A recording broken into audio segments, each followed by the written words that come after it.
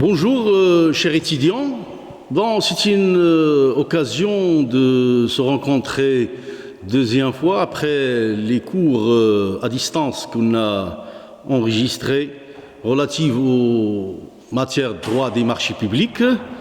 On va essayer à travers la séance d'aujourd'hui de faire un résumé de notre cours, c'est-à-dire le cours du droit des marchés publics, pour vous donner un résumé en bref, c'est-à-dire et pourquoi fait tous les axes qui forment l'ossature du matière de droit des marchés publics. On va commencer bien sûr par la définition et les problèmes de définition qui existent et qui ont un apport toujours avec la notion du contrat administratif et son lien avec le service public, et quels sont les critères de détermination du contrat administratif. Est-ce que tous les contrats conclus par l'administration sont des contrats administratifs? Bien sûr, on a vu à travers le premier cours qu'on a consacré pour la détermination conceptuelle du contrat du marché public. Est-ce que le contrat du marché public c'est un contrat administratif ou pas un contrat administratif? Bon, on a essayé de déterminer et d'expliquer et d'analyser les critères d'identification, à savoir le co-contractant doit être une personne de droit public, le contrat doit obligatoirement être lié par un service public, et aussi il doit contenir la clause exorbitante. Bien sûr, sachant que aussi la notion de service public, bien sûr, bon, à son tour, il connaît un problème de définition, c'est-à-dire une élasticité de la notion de service public, parce que c'est une occasion qu'on a profité et on a essayé de donner plusieurs définitions, en commençant par l'apparition de la notion de service public avec l'école de service public et son opposition doctrinale avec l'école de la puissance publique, c'est-à-dire entre Bordeaux et Toulouse. Après, on a essayé de faire une étude et essayer de suivre la traçabilité de la notion et l'évolution de la notion du service public à travers les critères qui étaient posés par l'école, bien sûr, de service public, et la disparition de l'élément organique après la disparition de l'élément matériel. Bon, le service public, bien sûr, c'est nécessairement lié avec le contrat du marché public.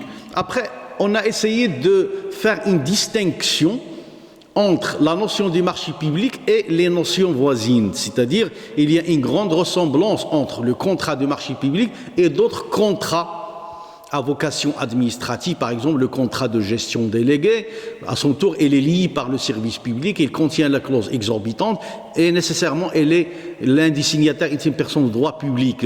Aussi le contrat de partenariat public et privé, le PPP, mais vu la spécificité des marchés publics, ces contrats sont gérés et sont régis plutôt par une législation spéciale.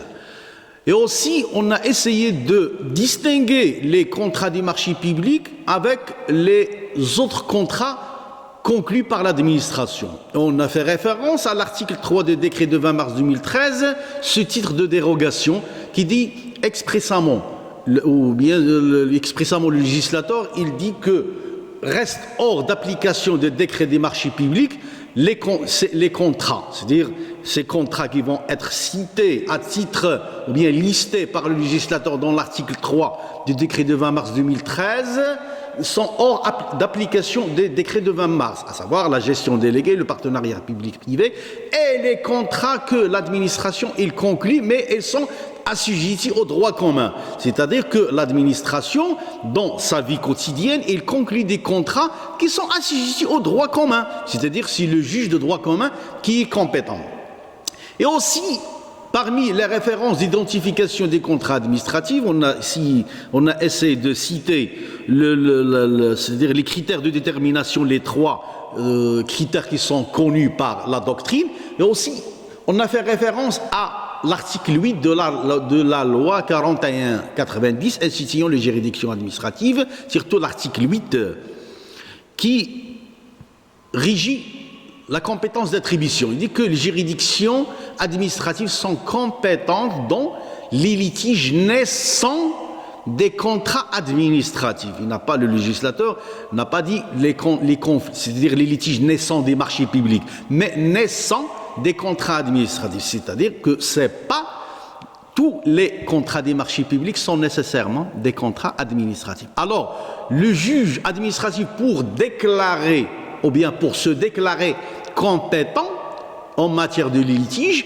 alors elle doit vérifier, elle doit qualifier est-ce que le contrat conclu par l'administration, soit marché public ou bien autre contrat, contenir les clauses d'identification, les critères d'identification pour être compétent, parce qu'il est compétent dans les litiges naissants des contrats administratifs. Ça, c'est le cadre, c'était le cadre conceptuel et le cadre de notion et le cadre, c'est-à-dire de la distinction des contrats des marchés publics avec les autres contrats. Alors, le deuxième axe, on a essayé d'analyser la classification des marchés publics, c'est-à-dire comment classer les marchés publics, c'est-à-dire est-ce que tous les marchés conclus par l'administration ou bien par l'acheteur public sont les mêmes au niveau de voie de passation, au niveau de l'objet d'exécution, au niveau du prix et au niveau de l'objet, c'est-à-dire les besoins qui interprètent et qui fait la transposition des besoins de l'administration. Alors, on a proposé plusieurs critères. Alors, le premier critère, c'est-à-dire comment classer les marchés publics. Alors, le premier critère était, on peut classer les marchés publics selon le critère de mode de passation. Alors que les marchés publics ne sont pas conclus et ne sont pas passés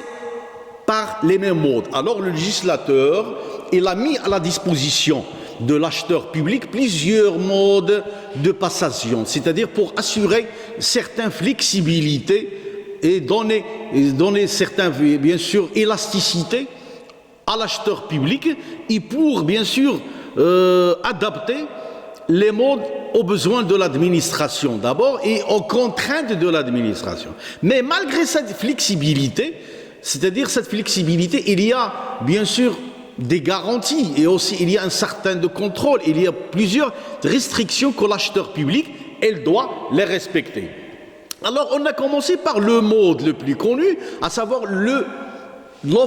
l'appel d'offres ouverte.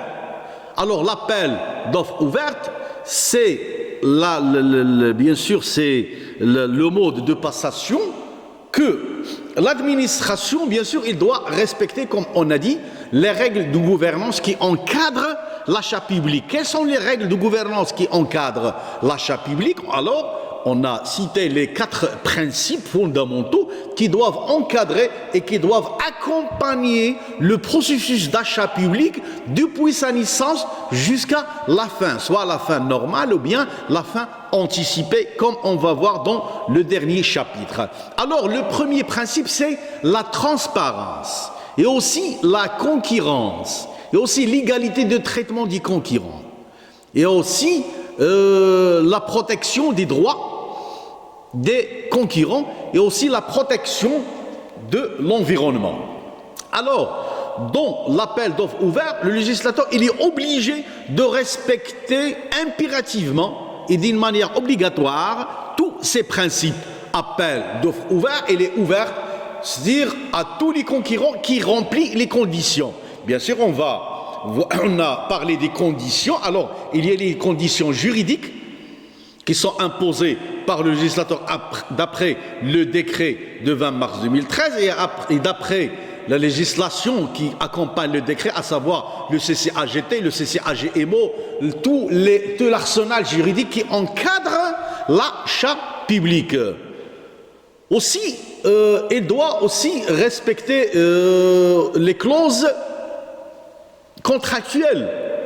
Il y a les clauses réglementaires ou bien juridiques, il y a les clauses contractuelles qui sont citées et qui sont listées et qui sont préparées par l'acheteur public. C'est-à-dire on va on a cité parmi les documents qui préparent, bien sûr, l'acheteur public pour préparer et pour passer un marché, on a parlé de CPS, un cahier de prescription spéciale et un règlement de la consultation. Bien sûr, il y a la déclaration sur l'honneur, bien sûr, il y a le bordereau estimatif du prix. Alors, il est ouvert, l'appel d'offres ouvert, il est ouvert à tout candidat qui remplit ces conditions. Une fois il remplit ces conditions, alors son dossier, il va être admis. Alors, le deuxième mode, on va constater quelques restrictions en matière du principe de gouvernance qu'on a cité. Alors, le deuxième mode, c'est l'appel d'offres restreint. On a expliqué pourquoi elle est restreinte. Elle est restreinte pour certaines catégories des personnes, ou bien soit des personnes physiques ou morales, bien sûr, des sociétés, des entreprises, même aussi des personnes physiques, qui remplissent les conditions. Mais ces restrictions sont imposées par la nature des besoins que l'administration doit déterminer d'une manière ultérieure, c'est-à-dire d'après l'article 5 du décret de 20 mars 2013. Après, il y a l'appel d'offres avec présélection. C'est-à-dire, cet appel d'offres, il va passer sur 2 étapes. Alors, il y a une présélection devant un jury de présélection, c'est-à-dire, on va faire la présélection du candidat qui vont, bien sûr, passer, ou bien qui auront le droit de déposer leur candidature. Bien sûr, toutes ces restrictions sont imposées par la nature des besoins de l'administration et que les contraintes, bien sûr, imposées ou bien qui sont nées à travers la nature des besoins de l'administration. Et comme on va voir toute cette application et c'est-à-dire toutes ces dérogations au principe de la gouvernance, bien sûr, elles seront contrôlées par le juge de la légalité en cas de litige. Après, il y a la bande de commande, il y a le mode de concours. Alors, la bande de commande, on a expliqué l'autre fois, la bande de commande, c'est une procédure que, bien sûr, elle est réglementée par le décret de 20 mars 2013 à travers l'article 16 et l'article 88. Les prestations qui peuvent faire objet de commande, bien sûr, elles sont citées par l'annexe A. Cette annexe, bien sûr, c'est un annexe du Code du marché public. Alors, le législateur, il oblige 3 devis contradictoires. Le seuil financier de 200 000, mais avec une possibilité de dérogation qui peut aller jusqu'à 500 000, avec autorisation du chef de gouvernement et ministère de Finances. Mais le problème, il y a le problème de la relativité de la concurrence et la relativité de la transparence.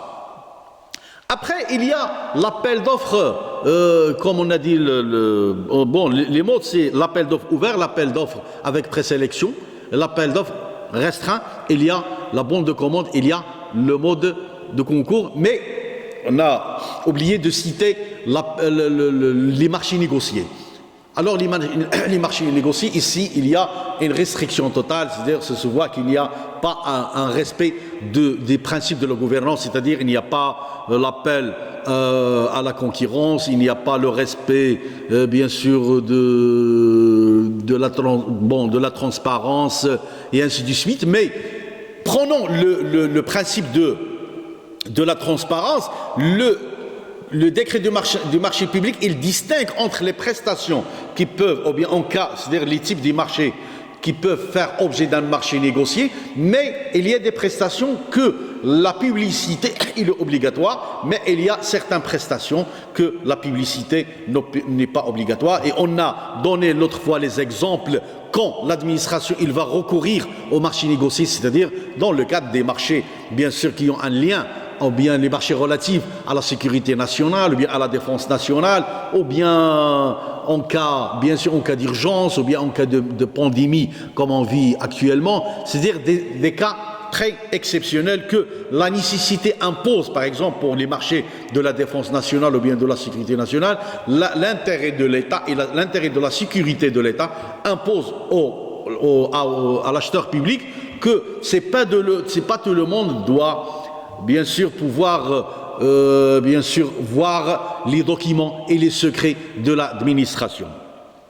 Alors le deuxième critère, vite fait, parce qu'il y a la contrainte du temps, on n'a pas le temps d'expliquer, parce que c'est un cours qui est consacré pour vous faire un résumé et pour vous rafraîchir la mémoire en se préparant, Inch'Allah, aux examens. Alors le deuxième critère, vite fait, c'est l'objet. Alors on peut classifier les marchés publics selon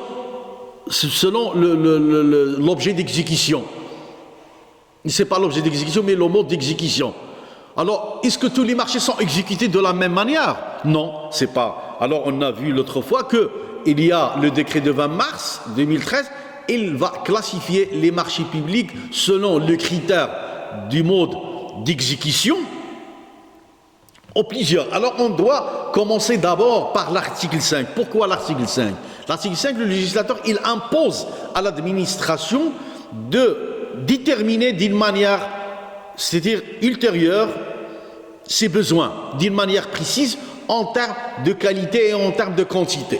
C'est-à-dire qu'il y a une sorte de planification stratégique dans la détermination des besoins. Mais l'article 6, qui réglemente ce qu'on appelle les marchés cadres, le législateur commence, il dit, par dérogation de l'article 5, c'est-à-dire il y a une dérogation de l'article 5. Qu'est-ce qu'on comprend par la dérogation de l'article 5? C'est-à-dire que l'administration, parfois, il ne peut pas déterminer ses besoins d'une manière ultérieure, c'est-à-dire on va recourir au marché cadre. Le marché cadre, la définition qui était édictée par le législateur, c'est-à-dire quand les prestations ne peuvent pas être déterminées d'avance, c'est-à-dire en termes de qualité, surtout en termes de quantité. Alors, on a proposé des types, c'est-à-dire des modes d'exécution à travers le marché cadre pour plusieurs établissements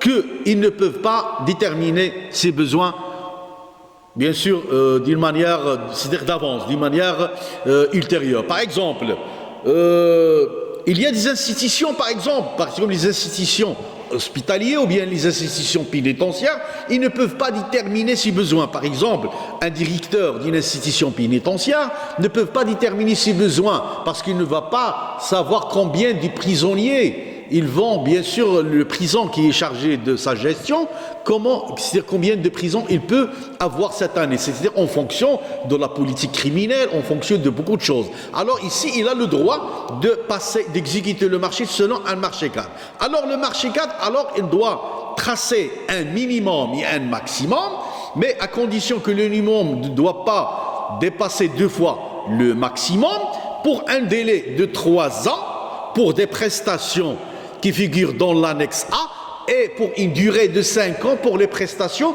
qui figurent dans l'annexe B.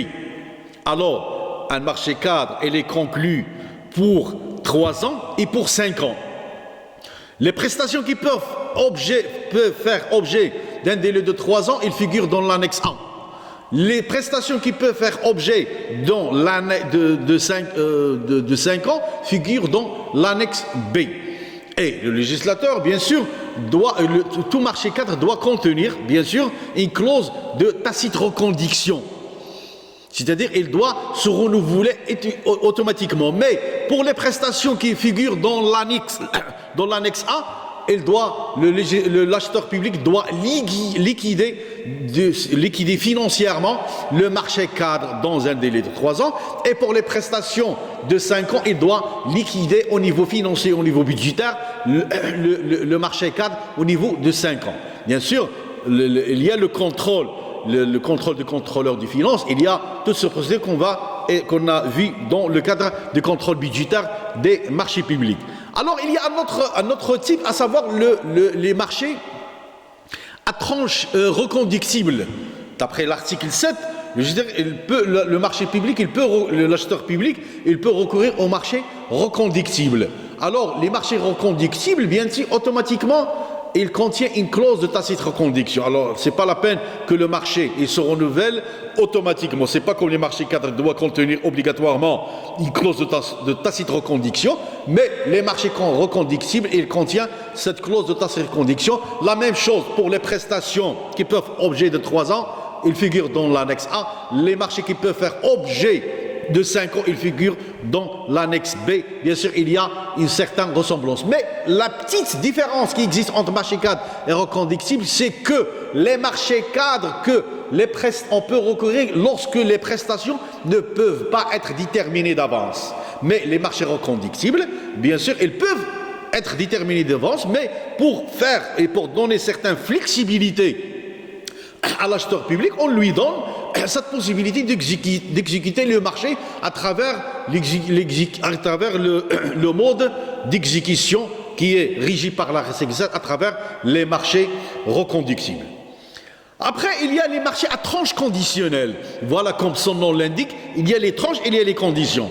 Il y a tranches conditionnelles, c'est-à-dire il y a un lien de conditionnalité qui est lié par la tranche. Ou bien la tranche, il est lié par des conditions, c'est-à-dire on va répartir les marchés, un marché en plusieurs tranches, mais il y a des conditions. Qu'est-ce qu'on entend par les conditions?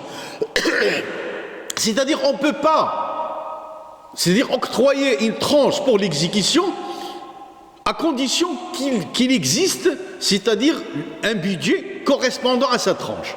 Alors, le marché à tranche conditionnelle, et par l'article 8, et comme on va voir l'article 9, les marchés à lotis, ce sont deux types d'exécution des marchés et sont prévus par le législateur pour encourager le tissu entrepreneurial marocain, surtout les PME et les PMI. C'est-à-dire, on prend un marché, mais on va le répartir à plusieurs entreprises. Par exemple, le premier marché, par exemple, on va le répartir en plusieurs tranches, mais on va vous donner cette tranche aujourd'hui parce qu'on a les fonds nécessaires. Cette tranche ne va pas être exécutée. Bon, le marché est là, mais on va vous donner cette tranche pour exécuter, mais à condition d'avoir les fonds nécessaires. Mais les marchés à lotis qui sont régis par l'article 9, alors les marchés à lotis, on va répartir le marché en plusieurs lots. Mais la tranche, c'est pas le lot. Il y a l'aspect technique et l'aspect économique de l'eau, c'est-à-dire on l'a traité l'autre fois. Alors, ici, on n'a pas un problème de conditionnalité des fonds. Alors, les fonds sont là, mais on va répartir le marché en lot, mais on va essayer de donner, bien sûr, pour chaque petite entreprise ou bien moyenne entreprise, un lot à exécuter, mais à condition qu'il y a une sorte de contenance et une sorte de coordination entre les lots. C'est-à-dire un marché de construction, on va répartir en premier lot. La première entreprise, il va être chargé de la construction. La deuxième chose, c'est pour l'électricité. La troisième entreprise pour le carrelage. La quatrième entreprise pour ce qui est esthétique. C'est-à-dire, on va rassembler tout le lot, on va avoir un marché complet. C'est-à-dire, on ne doit pas permettre que les lots doivent se répéter. C'est-à-dire, c'est pas la même. Les deux entreprises vont exécuter les travaux du bâtiment. La première, elle va faire les bâtiments. Le deuxième, le carrelage. Le troisième, l'électricité. Le quatrième, le réseau. Et ainsi de suite. Ou bien le réseau d'électricité, d'eau potable et d'assainissement. Alors, tout ce qui a un lien avec c'est-à-dire les marchés des travaux ou bien les marchés des bâtiments. Bien sûr, il y a l'article 10, elle réglemente le marché pour la première fois. Le législateur, il a essayé de faire un rassemblage entre la conception et la réalisation, parce que les anciens décrets des marchés publics, elles séparent la conception et la réalisation. La conception se faisait à l'époque toujours à travers le mode de passation qui est connu, c'est le concours. C'est-à-dire, on cherche l'intelligence, on cherche la conception. Par exemple, la conception architecturale, la conception esthétique. À ce moment, une fois on a la conception architecturale, dans le cadre d'un concours de conception, on a les plans, on a la vision architecturale, on a un ordonnancement architectural qui est séparé de l'exécution. Mais l'exécution, alors on va lancer un marché des travaux. Mais l'article 10, pour la première fois, il a essayé de faire un assemblage entre les deux notions. Alors, c'était le deuxième critère. Alors, le troisième critère, c'était... Le troisième critère, c'était l'objet. C'était l'objet. Alors l'objet, bien sûr, on va vite fait, l'objet c'est très connu, il y a les marchés de construction et aussi il y a les marchés de fourniture, les marchés, c'est-à-dire vu l'importance et la nécessité de l'objet du marché, bien sûr, chaque type de marché est régi par un cahier de clauses administratives générales. Parce que la première fois, on a dit qu'il faut faire une différence et se trompe celui qui va croire que les marchés publics sont régis par le décret, parce que le décret, il régit seulement les conditions de passation, ou bien les modes de passation. Mais les conditions d'exécution sont gérées par des cahiers de clauses administratives générales qui ont un aspect réglementaire. Le premier, c'est le CCAGT, le cahier de clauses administratives générales appliquées sur les marchés de travaux. Le deuxième, c'est le CCAGMO, le cahier de clauses administratives générales appliquées sur les marchés des œuvres et des études. Alors, l'autre critère, c'était quoi? L'autre critère, c'était le prix. Vu l'importance de prix, alors le prix, on a utilisé le prix comme un critère, bien sûr comme un critère de sélection, de passation des marchés publics. Alors il y a le prix mixte, le prix global, le prix unitaire, le prix provisoire. Et vu l'importance du prix, on a dit le fois que le législateur il a réglementé le prix et ce qu'on appelle la politique de révision des prix d'après le décret du chef de gouvernement qui vient d'être renouvelé parce qu'on a un arrêt du chef de gouvernement qui vient de paraître en 2015 qui a remplacé l'ancien. Alors c'était le premier axe. Bien sûr, ça reste les autres axes, c'est-à-dire l'aspect procédural et aussi l'aspect d'exécution et les droits et les obligations des co-contractants avec l'administration. Aussi, il y a les prérogatives de l'administration. Et aussi, on a traité le contentieux des marchés publics, mais après le contentieux des marchés publics, on a essayé de voir les modes alternatifs de règlement des litiges, mais les modes de passation, bien sûr, c'est pas les modes de passation, mais le contentieux des marchés publics, on l'a réparti entre le contentieux pour excès de pouvoir, la théorie des actes détachables, et le contentieux dans le cadre de la responsabilité administrative contractuelle. Et aussi, on a vu la responsabilité administrative extra-contractuelle ou bien supra-contractuelle, c'est-à-dire qui est née à cause des motifs qui sont hors de la volonté de deux parties. Et merci.